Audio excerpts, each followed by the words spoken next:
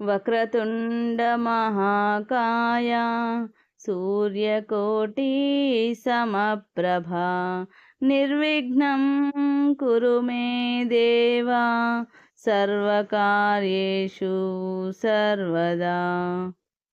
గురుబ్రహ్మా గురుర్విష్ణుః గురుర్దేవో మహేశ్వరః గురుః సాక్షాత్ పరబ్రహ్మ తస్మై శ్రీ గురవే నమః. చతుర్థ దత్తావతారులైన శ్రీ సద్గురు మాణిక్య ప్రభు మహారాజుల వారి చరితామృతము ప్రతిరోజు పారాయణ ప్రారంభించే ముందు శ్రీ మాణిక్య మానస పూజా స్తోత్రం పారాయణ చేసిన తరువాత ఆ రోజు పారాయణ ప్రారంభించవలెను. శ్రీ మాణిక్య ప్రభు చరితామృతము 28వ రోజు పారాయణం. పంక్తి లాభము. ఒకసారి మహావిద్వాంసులైన శాస్త్రి ప్రభు దర్బార్కు వచ్చినారు. దర్బార్ మర్యాద అనుసారంగా వారికి భోజన నివాస ఏర్పాట్లు చేయబడి ప్రభు దర్శనం కూడా అయింది. ప్రభుతో రోజు కొంతసేపు సంభాషించే యోగం కలిగింది. ప్రభు దర్బార్ నడిచే విధము, నిత్యం వేల మంది దర్శనానికి రావటం, బ్రాహ్మణ భోజనం జరుగుతూ ఉండటం, ప్రతిరోజు నిత్యశ్రీ నిత్యమంగళం కనిపించగానే శాస్త్రి గారు కంగు తిన్నారు. ఎవరి వల్ల అయితే ఇలా జరుగుతుందో ఆ ప్రభువు విషయంలో వారికి ఆదరభావం పెరగసాగింది. నిత్యం మాట్లాడే అవకాశం ఉండడం వల్ల ఒకరోజు జనం తగ్గిన తరువాత ప్రభు వద్దకు వెళ్ళి శాస్త్రి గారు ఇలా విన్నవించుకున్నారు. మహారాజ్, నేను వచ్చినప్పటి నుండి పంక్తి భోజనం నాకు దొరకలేదు. పంక్తి ప్రసాదం తీసుకోవాలని నాకు కోరికగా ఉంది అని ప్రార్థించారు. అప్పుడు ప్రభువు శాస్త్రి గారు, మేము ఫకీరులం, మాకు పంక్తి అంటూ ఉండదు. మీకు అది నచ్చుతుందో లేదో ఎవరికి తెలుసు. అయినా మాకు ఖచ్చితమైన సమయం అనేది లేదు. అయినా కూడా మీరు కావాలనుకుంటే నేను మిమ్మల్ని పిలుస్తాను అన్నారు. మీరు ఎప్పుడు పిలిస్తే అప్పుడు మీ ముందు హాజరవుతాను అంటూ ఆనందంతో శాస్త్రి గారు వెళ్ళిపోయారు. ఇలా చెప్పిన తర్వాత మరుసటి రోజే మిమ్మల్ని పంక్తికి పిలుస్తాను అని ప్రభువు శాస్త్రికి చెప్పారు, తెలియజేశారు కూడా. శాస్త్రి గారు ప్రభు పంక్తి భోజనం కోసం ఆశతో రోజంతా ఎదురు చూస్తూ కూర్చున్నారు. ఇంత పెద్ద దర్బార్ నిత్యం నడుస్తుందంటే ప్రభు యొక్క పంక్తి ఎంత అపూర్వంగా ఉంటుందో అని శాస్త్రి గారికి అనిపించేది. ప్రభు స్వయం పాకం యొక్క ప్రసాదం దొరికితే ధన్యుడనవుతానని అనుకుంటూ ప్రభు పిలుపు కోసం ఎదురు చూస్తూ ఉండిపోయారు. చివరికి రాత్రి 11 గంటల సమయంలో ప్రభు వద్ద నుండి మనుష్యుడు రాగానే శాస్త్రి గారు ప్రభు సన్నిధికి వెళ్ళారు. అక్కడికి వెళ్ళి చూస్తే పంక్తి కనిపించలేదు. పంచపక్వాన్నాల వాసన కూడా రావడం లేదు. ప్రభు చేతిలో ఒక సాదా జొన్న రొట్టె, దానిపై వెల్లుల్లి వేసి చేసిన పల్లీల పొడి వేసుకుని కూర్చుని ఉండిరి. ప్రభు నవ్వుతూ శాస్త్రి గారిని స్వాగతించారు. అలాగే తనకు ఇచ్చినట్లుగా జోళీ రొట్టెను శాస్త్రి గారికి ఇవ్వవలసిందిగా శిష్యులకు చెప్పారు. అలాగే పల్లీల కారం పొడి రొట్టెపై వేసి ఇవ్వగానే ప్రభు తినడం మొదలుపెట్టి శాస్త్రి బువాను తినవలసిందిగా చెప్పారు. మాట్లాడుతూ ప్రభు ఆనందంగా ఆ రొట్టెను తిని నీళ్లు త్రాగి తృప్తిగా కూర్చున్నారు. శాస్త్రి గారికి కంట్లో నుండి ముక్కులో నుండి నీళ్లు రాసాగాయి. అలవాటు లేకపోవడం వల్ల సగం రొట్టె కూడా తినలేక వారు అవస్థపడ్డారు. ఇది చూసి ప్రభు శాస్త్రి గారు, దత్తుని జోళి మహాప్రసాదం మహాద్భాగ్యంతో మాత్రమే దొరుకుతుంది, కానీ మీకు అలవాటు లేని కారణంగా మీకు పడడం లేదు అన్నారు. ఇది శాస్త్రి గారికి అవమానంగా అనిపించి తన దౌర్బల్యానికి ప్రభువును క్షమించమని వేడుకొన్నారు. ప్రభు ఆయనను క్షమించి పంపించేశారు. పై విషయం నుండి ప్రభు భోజన పద్ధతి ఊహించవచ్చు. ప్రభు నిత్యం నియమానుసారంగా భోజనం చేసేవారు కాదు. 2-3 రోజులకొకసారి ఏదైనా కొద్దిగా తినేవారు. విశేషంగా ఆయనకు జోళిలోని రొట్టె, వెల్లుల్లి వేసిన పల్లీల పొడి తప్ప ఏ అవసరం ఉండేది కాదు. జిహ్వ చాపల్యం ఉన్న జనానికి ప్రభు భోజనం సరిపోయేది కాదు. అలాంటి వారి కోసం విడిగా భోజన ఏర్పాట్లు చేయడం వల్ల ఎవరికీ ఏ విధమైన కష్టం కలిగేది కాదు. ప్రభువుకు చిన్నపిల్లలంటే ఇష్టంగా ఉండేది. తను కూడా వాళ్లతో ఆడటం, చిన్నపిల్లల్లాగా మాట్లాడటం, నవ్వడం, ఇలా అనేక విధాలైన ఆటలు ఆడుతుండేవారు. పిల్లలతో పిల్లలలాగా, యువకులతో యువకుడిగా, వృద్ధులతో వృద్ధుల్లాగా తాత్కాలికంగా ప్రవర్తించేవారు. వారి మాటలలో మృదుత్వం, వినోదం, ప్రేమతత్వం నిండి ఉండేది. అందువల్ల ప్రభువు పిల్లలకు ఇష్టమయ్యేవారు. చిన్నపిల్లలతో సమానంగా ఆడేవారు. పిల్లల గొంతు ఎవరిదైనా బాగుంటే వారికి పదాలు, గీతాలు నేర్పించేవారు. విఠోబా కోమటి అనే పేరుగల వృద్ధ గృహస్థు చాలా రోజుల క్రింద మాణిక్ నగర్లో ఉండేవారు. వారు మరాఠీ చరిత్రకారులైన గణేష్ రఘునాథ్ కులకర్ణి గారితో వారికి ప్రభు నోటి నుండి గీతాలు వినే భాగ్యం చాలాసార్లు కలిగిందని, ప్రభువు గాయకుడు కాకపోయినా చిన్నతనంలో ప్రభు వారిని దగ్గర కూర్చోబెట్టుకొని గీతాలు నేర్పించేవారని, వారు పాడుతుండగా దివ్యత్వం యొక్క ఆనవాళ్లు కనిపించేవని తెలిపారు. ఇలాంటి చిన్నపిల్లల్లో మాణిక్యా అనే పేరుగల పాటిల్ గారి కుమారుడు ప్రభువుతో సన్నిహితంగా ఉండేవాడు. ప్రభువు ఆశీర్వాదంతో కొడుకు జన్మించడం వల్ల ఆయన కొడుకుకు మాణిక్యా అని పేరు పెట్టుకున్నాడు.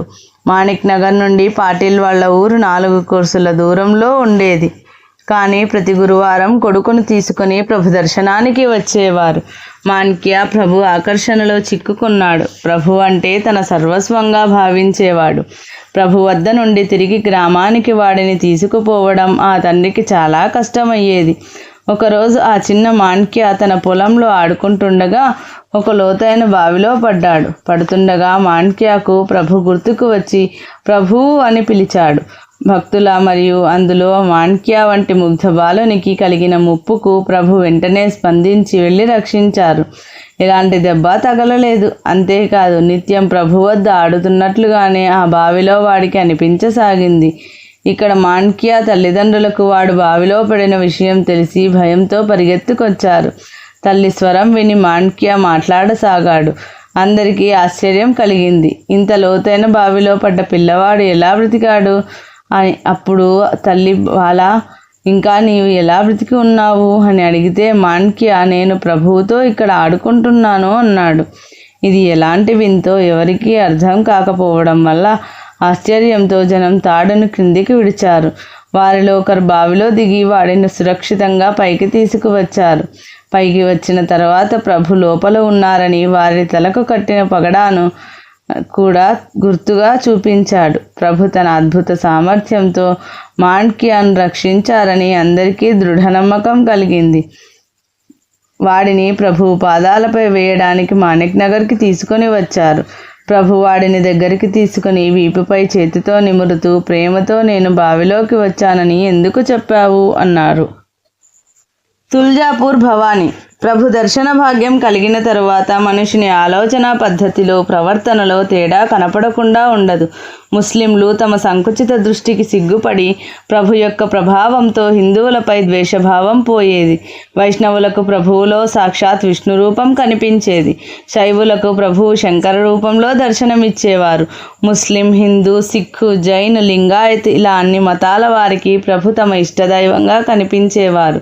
ప్రభు సన్నిధిలో ప్రేమతో నిండిన వాతావరణంలో జనులందరికీ ఒకరే సర్వవ్యాపి అనే భావనతో ప్రభు యొక్క విశాలతత్వంలో అందరూ ఆనందభరితులయ్యేవారు. హిందూ ధర్మంలో అనేక విధాలైన ఉపాసనా దేవతలు ఉన్నారు. వారి భక్తులు తమ ఇష్ట దైవాన్ని ప్రభువులో చూచుకొని ఆ పద్ధతిలో ప్రభువుకే పూజ, అర్చన చేసేవారు. ప్రభువు కూడా ఆ భావంతో వచ్చే భక్తుల పూజను స్వీకరించేవారు. ఒకసారి ఒక దేవీ భక్తునికి తుల్జాపూర్ భవానీని కోరుకున్న కార్యం అవ్వడం వల్ల అతను మొక్కుకున్నట్లు దేవికి సమర్పించే వస్త్రాలు తీసుకుని తుల్జాపూర్ వెళ్ళడానికి బయలుదేరాడు. దారిలో అతనికి స్వప్నంలో ఎవరో, నీవు తుల్జాపూర్కి వెళ్లకుండా మాణిక్ నగర్ వెళ్ళి మొక్కు ప్రభు వద్ద తీర్చుకో అని చెప్పినట్లు అనిపించింది. ఆ స్వప్నంపై తనకు నమ్మకం కుదరక అలాగే ముందుకు వెళ్ళసాగాడు. చివరికి దారిలో తుల్జాపూర్కు చెందిన పూజారి ఆయనకు కనిపించి తుల్జాపూర్ వెళ్లకుండా నీవు మాణిక్ నగర్ వెళ్ళు అని చెప్పాడు. అందుకని అతను మాణిక్ నగర్ బయలుదేరాడు. ప్రభు దర్శనం అయిన తరువాత తనకు వచ్చిన స్వప్న విషయం ప్రభువుకు చెప్పాడు. దేవి ఆజ్ఞ అయితే నేను పూజ స్వీకరించడానికి సిద్ధంగా ఉన్నాను అని ప్రభువు అన్నారు. ఇది విని సంతోషంగా పూజ ప్రారంభించారు. ఆ భక్తుడు అత్యంత శ్రద్ధతో దేవిగా భావించి ప్రభువుకు పూజ చేశారు. ప్రభువు కూడా ఆ సమయంలో దేవి యొక్క రూపధారణలో ఉండిరి. భక్తుడు తెచ్చిన పైఠణి పట్టుచీర ప్రభువుకు కట్టి పూర్తి అలంకారం చేస్తూ కళ్ళకు కాటుక పెట్టి నుదుటిపై భండారుతో నింపారు. ఆ సమయంలో ప్రభువు భవానీ రూపంలో కనిపించారు. పూజ పూర్తి అయిన తరువాత ఆరతి జరుగుతుండగా అక్కడ ఉన్న వాళ్లకు కూడా ప్రభు సాక్షాత్ భవానీ రూపంలో కనిపించసాగారు. ఆ భక్తుడు తన మొక్కు పూర్తి అయినట్లుగా భావించి ప్రభు ముందు సాష్టాంగ నమస్కారం చేశారు. ఆ పూజను ప్రత్యక్షంగా చూసిన వారికి ప్రభు తేజస్సుతో కళ్ళు జిగేలుమన్నాయి. పంజాబీ పహిల్వాన్. గర్వంతో ఉన్న వాళ్ళ ఇల్లు ఖాళీగా ఉంటుంది. ఈ సామెత యొక్క అనుభవం ప్రభు దర్బార్లో నిత్యం జరుగుతుండేది. ప్రభు చరిత్రలో ఒక చరిత్రకారుడు స్వయంగా రాసిన దానిని క్రింద వివరిస్తున్నాము. ఒకసారి ఒక అద్భుతం జరిగింది. అది ఏమిటంటే పంజాబీ పహిల్వానులతో కూడిన గుంపు ప్రభు వద్దకు వచ్చారు. వారు ఇతర చాలా రాజదర్బార్లలో తమతో గెలిచేవారు ఎవరూ లేరని, వారి వద్ద జయించినట్లుగా పత్రం రాసుకొని వచ్చేవారు. వారిలో ముఖ్యునికి ఒక కాలికి బంగారు కడియం, ఇంకొక కాలికి పహిల్వాన్ బిరుదుతో రాసిన వెండి కడియం కట్టబడి ఉన్నాయి. వారు ముందుగా ప్రభువు వద్దకు వచ్చినప్పుడు దాదాసాహెబ్ వారికి నిత్యం 10 రూపాయలు ఇస్తూ సౌకర్యం కల్పించారు.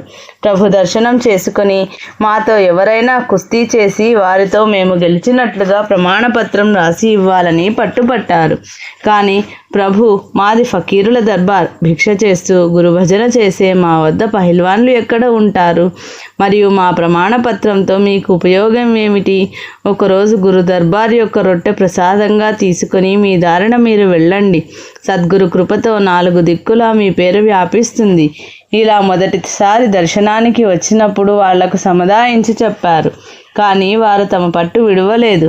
జయించినట్లుగా ప్రమాణపత్రం దొరికే వరకు ఇక్కడి నుండి కదిలేది లేదని భీష్మించుకుని కూర్చున్నారు. మేము ఫకీరులము, మేము ఇచ్చిన ప్రమాణపత్రంతో ఏం ఉపయోగం అనగానే వారు గర్వంతో ఫకీరులైతే మరి రాజాదిరాజు అంటూ జయజయకారాలు బిరుదులు ఎందుకు?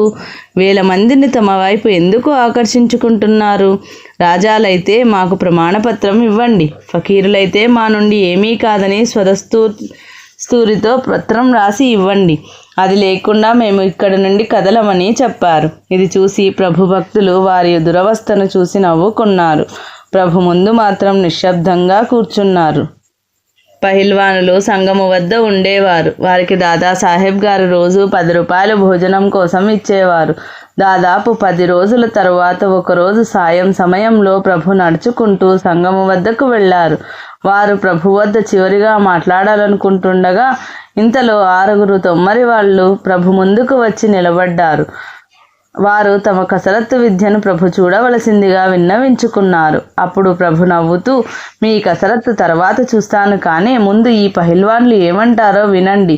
వారితో మీరు కుస్తీ పట్టండి. ఎవరి కౌశల్యం ఎలాంటిదో చూద్దాం. ప్రభు యొక్క ఈ ఆజ్ఞ వినగానే ఒక దొమ్మరివాడు చేతులు జోడించి, మహారాజా, ఇది ఎలా సాధ్యం? కసరత్తు వేరు, కుస్తీ విషయం వేరు, మీకంతా తెలుసు. ప్రభు అది వినక, అయితే ఏమిటి, రెండూ శరీరపు శక్తి ప్రదర్శనలే. అసలైతే పహిల్వాన్ కంటే మీ కసరత్తు కఠినం. ఎందుకంటే పహిల్వాన్లకు శక్తి మాత్రమే ఉంటే చాలు. మీకు శక్తితో పాటు యుక్తి కూడా కావాలి. మీకు శక్తి యుక్తి రెండూ ఉన్నప్పుడు ఇంకా వెనకడుగు ఎందుకు వేయాలి? గురు సన్నిధిలో ఉన్న భక్తమండలికి కాసేపు వినోదం పంచితే ఏమవుతుంది? ఇది రాజు లేక నవాబు లేక బాద్షా దర్బార్ అవునా కాదా కూడా చూద్దాం. సద్గురు సామర్థ్యంతో ఏదైనా అద్భుతం జరుగుతుందేమో చూద్దాం అని అన్నారు. ఆ దొమ్మరి భక్తుడు ప్రభు గురించి విని ఉన్నాడు కావున ప్రభు సామర్థ్యం అతనికి తెలుసు. అందుకని ఏ విధమైన సంశయం లేకుండా ప్రభు ఆజ్ఞ స్వీకరించాడు. నేను సిద్ధంగా ఉన్నాను అని ఆ పహిల్వాన్కు తెలిసేటట్లు ప్రభు ముందు 2 చేతులు కట్టుకొని నిలబడ్డాడు. ఆ పహిల్వాన్ ముందే గర్వంతో ఉన్నాడు. వారికి తన బల సామర్థ్యం తెలియదని అనుకుని ఎదుటివారిని తక్కువ చేసి చూపించాలని ఆ దొమ్మరితో ఇలా అన్నాడు, పులి నక్కతో తలపడటానికి ఎంత శక్తి కావాలి? నీవు నీ విద్యను ప్రదర్శించు, నేను పంజా విసిరితే చస్తావు అంటూ నవ్వుతూ అన్ని వైపులా చూస్తూ నిలబడ్డాడు. అప్పుడు ప్రభు దొమ్మరితో ఇలా అన్నారు, చూడు పహిల్వాన్ సిద్ధంగా ఉన్నారు, నీవు చూపించు గురువు సటకా యొక్క పరాక్రమం అని ప్రభు తన సటకాను భూమిపై తాకించారు. అప్పుడు దొమ్మరి ఆజ్ఞ ప్రభు అంటూ తన చడ్డీ పైకి చేసుకుంటూ పహిల్వాన్తో తలపడటానికి వెళ్ళారు. పహిల్వాన్ తన బలగర్వంతో నవ్వుతూ నిలబడి, ఇలాంటి దొమ్మరులు ఎంతమంది వచ్చినా తన కాలును కూడా కదపలేరనే నమ్మకం ఉండేది. దొమ్మరి తనపై వచ్చి పడ్డ చేతిని కూడా కదపలేడు అనుకున్నాడు. కానీ ఏమి చమత్కారం! దొమ్మరి ఆ పహిల్వాన్ భుజాలు పట్టుకొని వేగంతో వెనక్కి త్రోయగానే పత్తి సంచి పడ్డట్లుగా అతని కింద పడిపోయాడు. అప్పుడు కళ్ళల్లో ఉన్న మైకం దిగిపోయి దొమ్మరి శరీరం కూడా తనలాగే బలమైనదని తెలిసి వచ్చింది. తరువాత దొమ్మరి ఆ పహిల్వాన్ ఛాతీపై కూర్చుని నేలకు నొక్కి పట్టుకుని అదిమి పట్టుకున్నాడు. ఎంత ప్రయత్నించినా కదలడానికి కూడా వీలు లేకపోయింది. చివరికి ఏ ఉపాయం లేక తను ఓడిపోయానని, దొమ్మరికి విజయం లభించిందని ఒప్పుకోవటం తప్ప వేరే దారి లేదనుకున్నాడు. చివరికి ప్రభు దొమ్మరితో అతనిని విడవవలసిందిగా చెప్పారు. అప్పుడు విడిచి ప్రభువుకు నమస్కరించి నిలబడ్డాడు. ఈ పహిల్వాన్ గెలవడం అయితే వదిలేయండి. వారికి మీ ఆజ్ఞతో తలపడ్డారు కనుక ఇలా విజయం లభించింది.